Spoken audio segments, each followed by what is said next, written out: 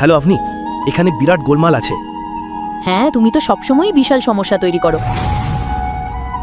হ্যাঁ বলো তো, এবার কি হয়েছে? আসলে আমি বাবার সঙ্গে একটা অ্যান্টিক শপে এসেছিলাম, তো এখানে একটা মুক্তার মূর্তি পড়ে ভেঙে গেছে, আর এখন এরা সবাই টাকা চাইছে। তো কি হয়েছে? এখন এরা 30 লাখ টাকা চাইছে। কি 30 লাখ? আর সেটা একটা মূর্তির জন্য? হ্যাঁ, আমি কিছুই বুঝতে পারছি না। গৌতম, তুমি কি সিরিয়াস? তুমি সারাদিন বাড়িতে বসে থাকো, বিনা পয়সায় খাও, তাতেও তোমার মন ভরে না, আবার আমার জন্য নতুন নতুন সমস্যা তৈরি করো।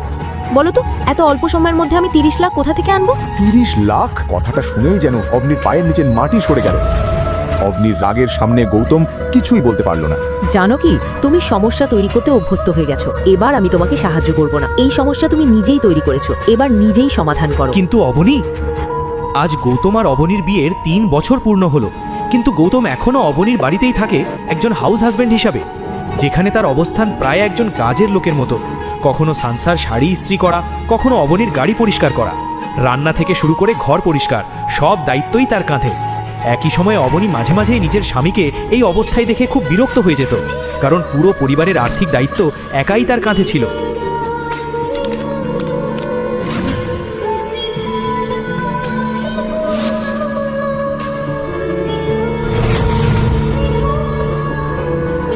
কিন্তু অবনী, এই মূর্তিটা বাবা ভেঙেছেন, এতে আমার দোষ কি?